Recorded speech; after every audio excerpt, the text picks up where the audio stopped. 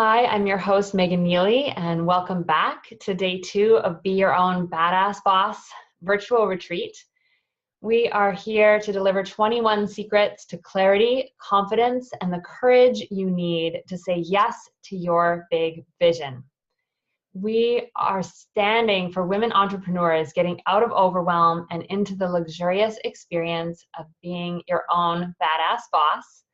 And if you haven't checked out our Facebook community, we've been really active there today and yesterday.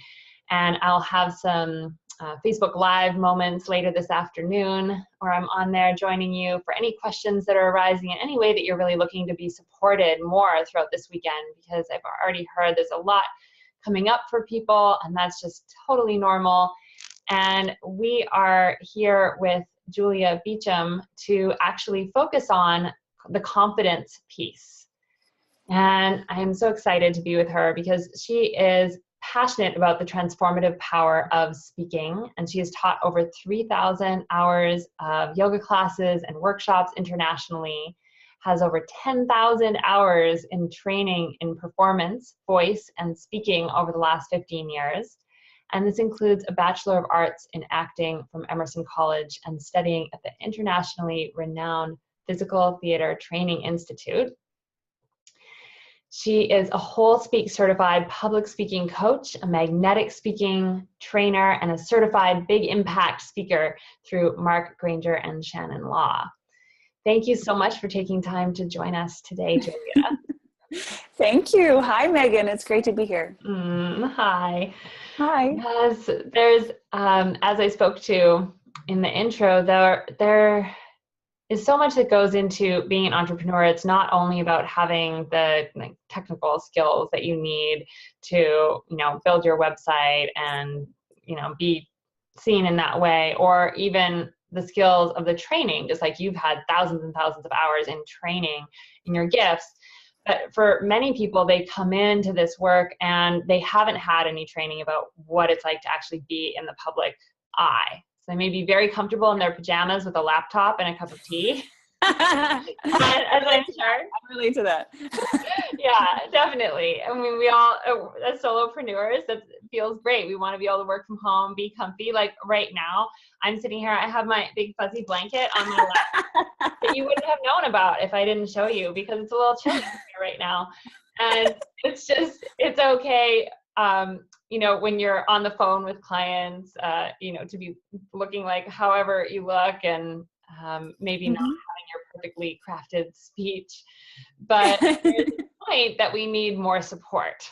And so I'm excited you're here today to talk to us about that. And I guess as a starting point, what would you advise or speak to for women who are listening who feel like, I am not meant to be a speaker. I don't have any training in that. I don't feel comfortable up in front of people, and I'd really rather just get successful staying behind, my Facebook profile. I hear you. I get it, because that's in some ways where the industry is going. That you can work from home and you could stay in your pajamas all day most days. However, I think the women that tend to be attracted to me, and probably similarly to you, are women that have a big vision about what they want to create. I think you even used that word earlier. Right? You make your big vision come to life.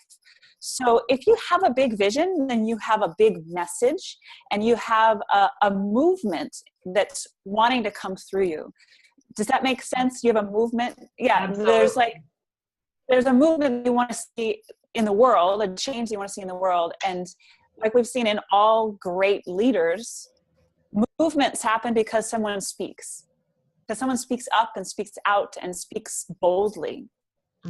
And because they're the embodiment of their message, they're the example, the living example of their message. So I feel that it's time for especially women entrepreneurs, especially women, conscious, purpose-driven, heart-driven entrepreneurs, to start to see themselves as speakers. Identify yourself as a speaker, because face it, you are. When you're doing an enrollment conversation, when you're doing a networking event, when you're doing a talk to get clients, And even when you're on that phone call with your actual clients, you are the speaker for your movement. And in every moment, it's up to you to be the messenger. So I feel it's time for us to step more into that role. And what's amazing is as soon as we step into that, then the gig opportunities come and all that success that you've been craving starts to come to you. You're like, oh shit, now I got to deal with it. Now I got to actually be that big woman that I've been craving and longing for so long. Yes, exactly. And that can be one of the biggest, like, scariest things that comes up is when we actually start to have the success we've been dreaming of. It's not only when it's not happening, but actually it can bring up a lot when the big opportunities start to come in. Yes. Yeah, I see that transition happen a lot with my clients where they get the tools and the skills that help them feel the confidence and the presence that gets them those new clients or new opportunities.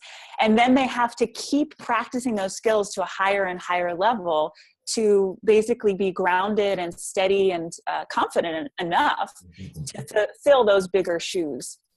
Yeah. And what is, I know you have lots of juicy things to give us to deliver, but let's dive right in with that. Where would you say someone could start if they're just not feeling the confidence and they know that they need to work on that?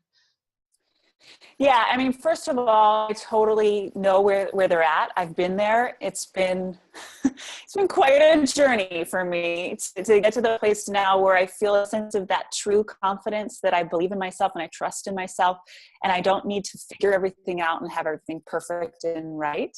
So that's been a big journey for me. And so from that journey, what I find the first step is a mindset shift that, well, first of all, before I share that most people come to me and they say, well, I don't feel prepared enough. I need more time to prepare. You know, I don't really know that much about it. Actually, other people know more than I do. And it's all this stuff about the content, about the actual words that they're saying. Yeah. And so the mindset shift is that your nonverbal communication, your delivery, your presence, your confidence is more important than the words that you're saying. We've probably all heard that statistic that 93% of communication is the nonverbal communication. So that means just 7% communication is the actual words you say. If we really take that information on and say, wow, okay, I've done all this business training to figure out what to say. Now it's time to actually grow as a speaker and leader to embody all that stuff that I'm going to say. That's when it starts to blow up and take on life. So just that mindset shift from like pressure and all this focus around content to focusing on yourself as the instrument, I think is the first step. Yeah. Focusing on the that receives some pressure. Hopefully that receives, Yeah, there's so much focusing on the content, and what I was going to say is that we can never feel necessarily ready. You could just keep focusing on your content for years and years and years, and I definitely hear that a lot from clients as well. And I've been in that place myself of thinking I just need to know this much more, and then I'll be ready. So yeah, it's so important. Just wanted to highlight that, exactly what you're saying. Just you don't need to focus on your content anymore. Yeah, and you might pick it up later, right? You can always shift the content. It's always going to be there, but you're totally right. You could shift the content for the rest of your life and play around with it, and it still would never be perfectly right, because ultimately you're going to get into that live experience like I am with you right now, and it's going to be different because it's a live human being, and you're a live human being, so it's always going to be new. Yeah, definitely. Always evolving. And what would you say is different about your work with speakers from other speaking coaches? Because I know we've already had even a few speaking coaches on, and they have all been vastly different. So I really want to hear about your flavor. It's a great question, because there are lots of speaking coaches out there, and there's a lot of speaking coaches that support entrepreneurs to build their business through speaking. And they're amazing. They really help you get a business plan and the structures and the content templates kind of things Yeah. for speaking. That's really great. I think that is a first step, do that first.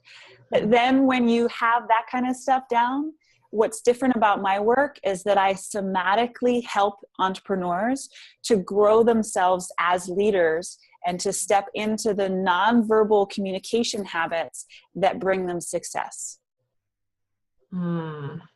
Yeah, beautiful. So step into the nonverbal communication habits that bring them success. I'd love it if you'd be willing to just talk about the flip side of that. What are a couple of the nonverbal communication habits that bring people towards failure? What might they be doing that they're not even aware of? There's so many things. I mean, we've been performing ourselves for our whole lives. We are performing ourselves all the time. And so there's a way that we're all used to performing ourselves. And that doesn't mean the way that you're performing yourself is effective. It just means it's a habit.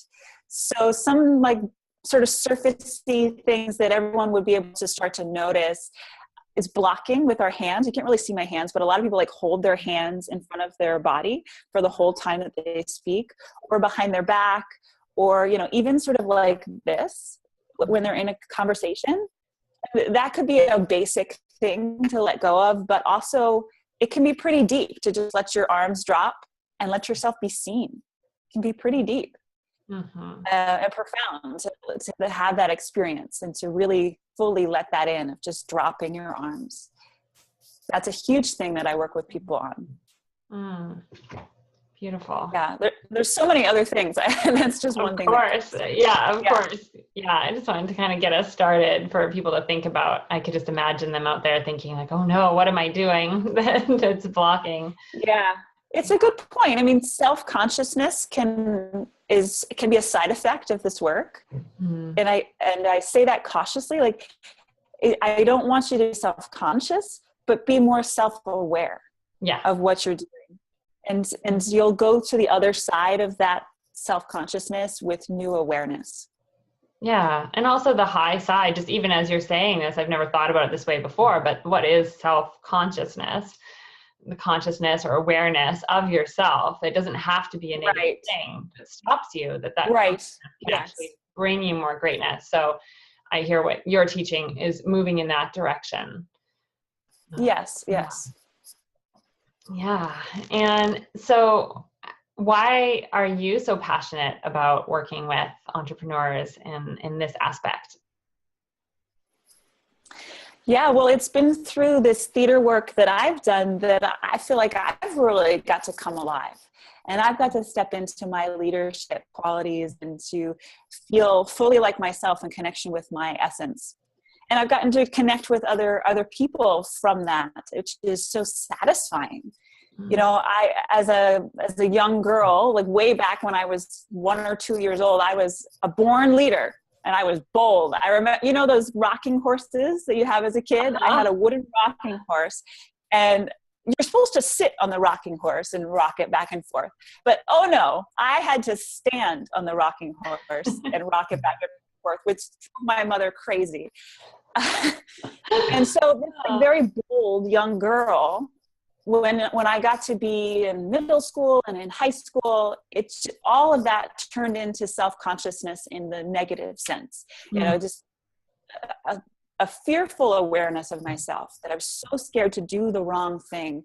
And I tried so hard to be cool and popular and confident. And it was like that fake confidence. If I really put it on, I got very serious. I remember walking down the halls of my high school, like really trying. And it's been through the theater work that I've done where you're put to the test of if you're really being real, even though you're playing a character. Are you really, fully expressing through that character? And then through the yoga and meditation work that I did, that started to break down all the barriers, the blocks, the ways that I wasn't being true to myself and playing small. It's been through all of these things over the last 15 years or so that I've seen myself come to life. And especially through my business, which I know is what you work with women on. So, you know, it's been through being the leader of my own business and having my own voice, not the voice of a character, comes through, that finally, I would say, is sort of the culmination of that growth. And so I so want to offer women and entrepreneurs these tools so that they can get out from behind their masks and really shine. I mean, ultimately it's about the ripple of change that we're creating in the world through our message. And it's such a beautiful thing, what everyone has to say. The world needs everybody's voice, in my opinion. Yes. Yeah. Mine too. Definitely with you on that. And Yeah. I know we often hear things like fake it till you make it, for instance, and things that go against authenticity, and or the other image painted that authenticity has to look a certain way. Like you're only authentic if you show up, you know, without, you know, don't shave your legs and don't do your hair, don't wear any makeup because that's not authentic, or rebelling against that side where may not, like for me, that's not authentic. If I was doing that, that would be putting on a persona or an image to try to match up with someone else's idea. So I'm curious what you would say in that realm where people who are just starting their business may be feeling like, oh, but I have to present a certain image, a certain thing to be able to be successful. How am I going to do this if I just show up as myself? Yeah, so we can have a lot of fears and insecurities on the inside, but we want to project confidence on the outside. Is that what you're referring to? Yeah, basically. Well, confidence. And then also if somebody, I just hear this a lot with clients where they feel like they don't want to end up showing up like with a false brand, where they feel like they're having to live up to an image of themselves all the time that's not really all the way who they are. And that's one of the pieces I definitely teach, is how to have authentic branding and just be in your full right all the time. And so I know that can be challenging in a place where people get stuck on at the beginning is, well, how can I be this thing that people will actually want to buy? Why will they want so here? Yeah, I think I get it. So yeah, authenticity, I would define it as being present. It's an aspect of presence, as opposed to authenticity being a specific way that you are, like an identity. Authenticity is only authentic if it's moment by moment changing. I think that's important, a distinction to make, that sometimes people think being authentic is a brand that you have to like be for the rest of your life. Yeah. But authenticity is human quality.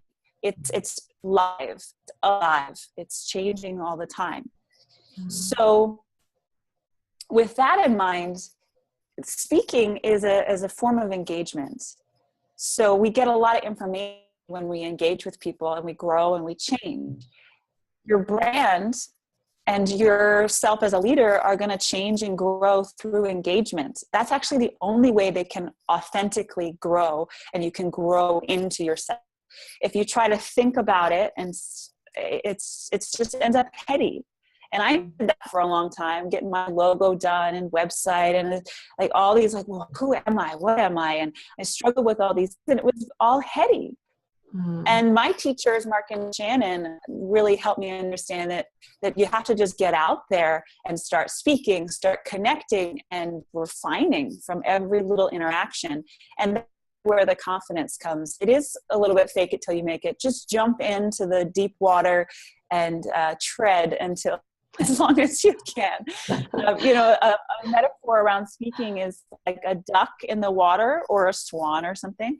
On the top of the water, they look really calm, especially the swans, right? They look totally relaxed. But under the water, they're paddling like crazy.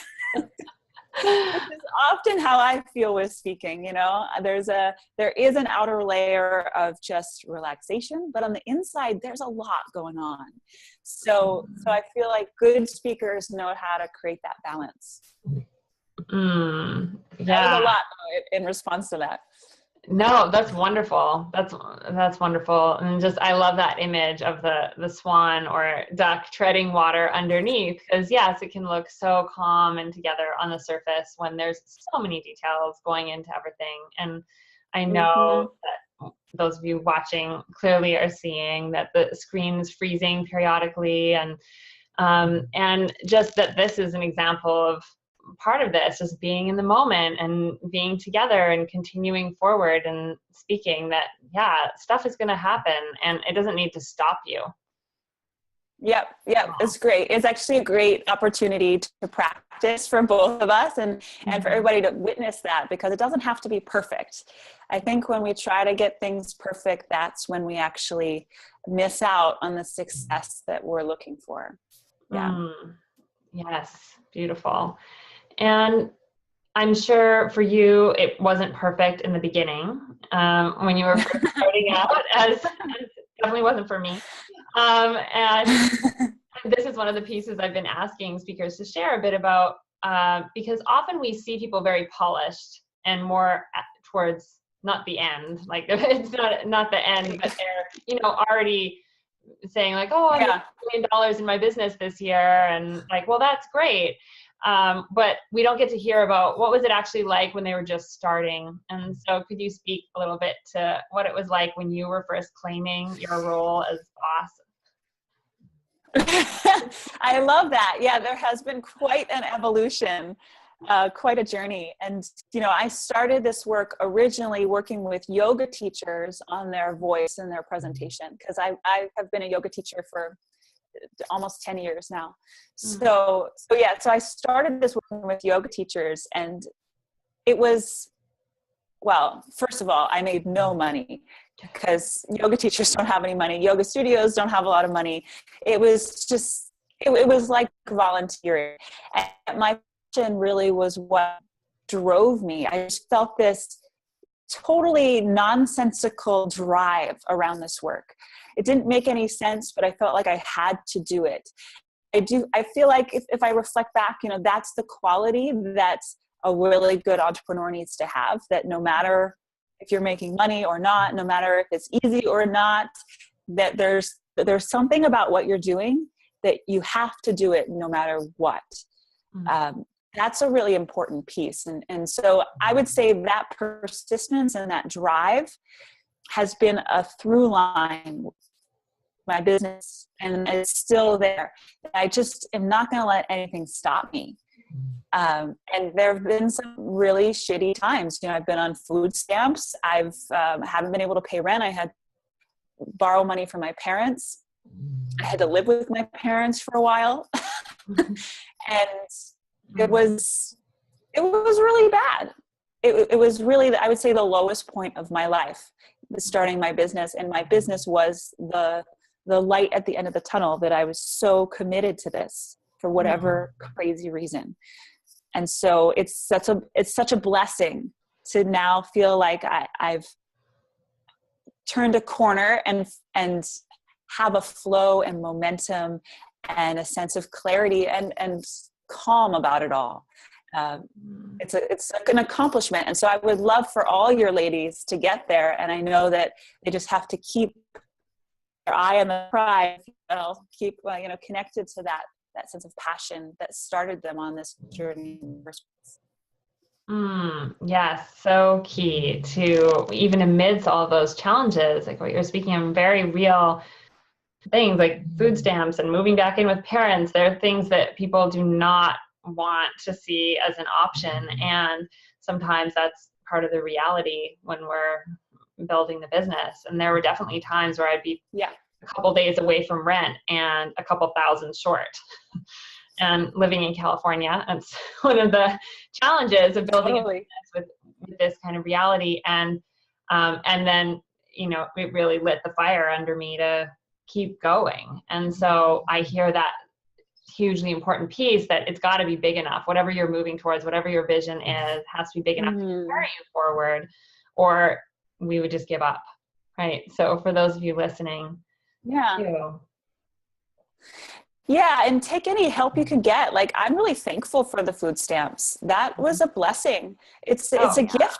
Someone was just like going to give me money. I'm like, thank you. That's amazing.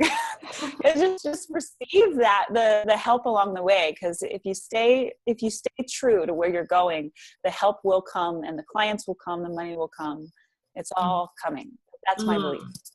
Yes. Yeah, absolutely. And that receiving help, just earlier today, for those of you who are listening, since first thing this morning, we had an interview with Nahal Kaur, and she was talking about how important it is for leaders to receive help and that we can't do it on our own. And so I hear you saying that same thing, that right from the beginning, Yeah. Help can come in all kinds of different forms. And so we're not only talking about the help that you get when your business is thriving and you need to hire a team to help run it with you, but that the help comes in all forms. And so not refusing that, letting that in, letting the universe know, yes, I'm willing to receive support. And Yes. and one of those amazing supports is to get coaching. And I'd love to hear about some of the changes that clients that work with you get to see and experience. Well, often people come to me really fearing the audience's judgment. And that means they're pretty up in their head. There's a lot of self-criticism going on, a lot of thinking. And they're not feeling confident. They're feeling the opposite. They're feeling nervous, anxious, fearful about speaking, even when there's not even a lot at stake. There's just a lot of emotions that come up around it. And what they're really wanting ultimately is to make the big difference in the world through their business, get their message out there, and to feel calm and confident so that they can command any room, be the authority, be the expert. And that's really what I find shifts for people, is to identify themselves as a speaker, start to have a lot more fun, a lot more pleasure. We can talk more about that too, a lot more pleasure on stage. And that is infectious. And so it draws people to them. It gets clients clamoring to work with them, and opportunities just fall in their lap. It's a beautiful process. Yes. And I'm glad you reminded us of the pleasure piece, because the first time that I heard Julia speak, she was speaking about feeling pleasure while you're on stage. And often people that aren't practiced with being on stage do not associate that experience with pleasure. So, could you talk about that? One of the questions I ask in my initial assessment with people is, how would you rate your enjoyment of speaking? Some people are like, what? and really, especially for women, we are built for pleasure. We are built to enjoy our bodies and to be just like connected to the fun of life. We are the light in the room if we allow ourselves to be. So, and men love watching women, right? So we need to light up that way. Women love watching women that are turned on and in their pleasure. So the more you can enjoy your time up on stage or in front of the camera or wherever you are, for just the sake of enjoying it, for no other purpose, I know that that's one of the biggest keys to start to shift all that nervousness, fear, anxiety, all that stuff, that seriousness around speaking. Yes. Thank you. Yes. Just enjoying it for the sake of enjoying it. It's a beautiful piece to take away for whatever those of you listening might be creating. It could be just doing a Facebook Live segment, or posting some short video. And I see so often people looking like they're not enjoying it at all. And it's a terrible thing. So you don't have to wait till you get on stage. It could just be your 1-minute video. You can practice enjoying that. Yeah. It's a great point, because there's speaking gigs everywhere now. Like Facebook Live is a perfect example. You can create a speaking gig out of thin air for yourself, and it's like the most powerful marketing tool out there. So take every opportunity for speaking, create opportunities, and have a great time with them. Beautiful. Thank you. And I know that you're giving an incredible gift to the women listening, and you have 7 spots in Speak to Inspire breakthrough sessions. And that means that you'll get to have a one-on-one session with Julia. And so this is a one-on-one phone call with me, where we look at your big vision for speaking and how it connects to your big vision for your business. And then we look at the unique challenges that you're having around speaking. What is your flavor of the challenges? There's so much clarity in this conversation. And then we can see very naturally what's the gap in between there. If that's you know, if it's natural to talk to you about my work, if that feels like a good fit, I'm happy to. If it's not, I always refer people out to the right people. I know lots of people in the industry, so there's no pressure around that.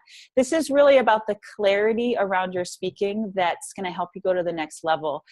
Yeah, I mean, this session could change your speaking, your business, your expression forever.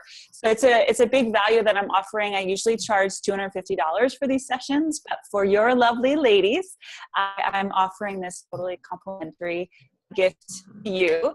So yeah, just 7 sessions over the next week, and I'd love to connect with you. Beautiful. Yeah. So I encourage you to just click the link right below and book your session time with Julia, because those are going to go super fast. Thank you so much for being here today. And I wanted to just end on a question that I've been asking every person that's been with us so far, which is, what does being your own badass boss mean to you? Yeah, I actually love that title because I feel like my own badass boss. So being my own badass boss to me is, it's back to that pleasure piece. It's about living my life in a way that feels good, that feels pleasurable, that I don't have to blow myself out or exhaust myself, or work hard to live really well. And that you know, inherent in that is that I'm enough. Just as I am, and that's often what I'm helping speakers to realize as well. So yeah, it's really that enoughness and pleasure. Beautiful. Thank you so much, Julia, for being with us today and helping us to tap more into our pleasure and confidence, and for offering a great opportunity for women to take this further. And we also have a free ebook download right below, which is the 3 insider secrets to your most confident stage presence. So I encourage you to grab that one as well. Great. Thank you. It was my pleasure to be here. Yes, thank you so much. We're delighted to have you, and we're still going to be here for another few spots this afternoon. We have Morgana Ray coming up, and she's going to be talking about claiming your wealth, manifesting wealth. And so stay with us. Just take a few minutes, stretch and move and breathe, and let all of this juicy information just seep into your body. And then we will be coming right back with Morgana Ray. Okay, bye for now.